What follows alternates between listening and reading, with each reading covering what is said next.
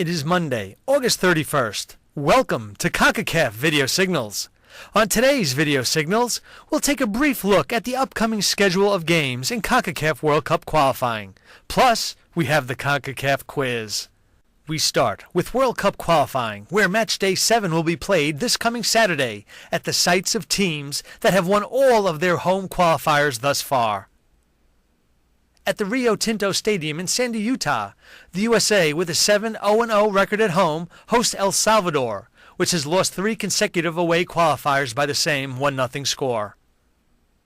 Costa Rica, which is perfect at home with 7 wins, welcomes Mexico to the Estadio Ricardo Saprissa in San Jose. El Tri has 1 win in 7 away games. And finally, in San Pedro Sula, Honduras, with 7 wins in 7 home games, faces Trinidad and Tobago, which has a 2-2-3 qualifying away mark. The table has tightened considerably since the last match day.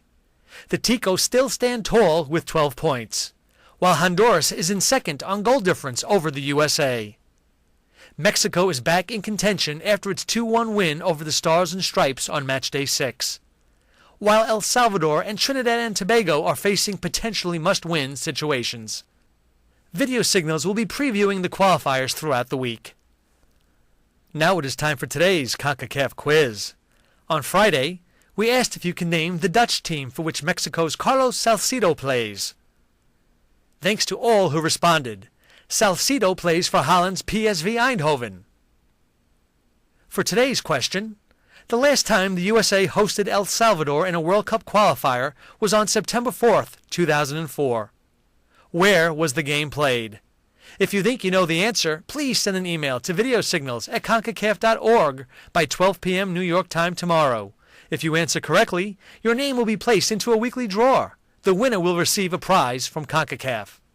Well, that's all for today. Thanks for joining us at Video Signals, your source for CONCACAF news.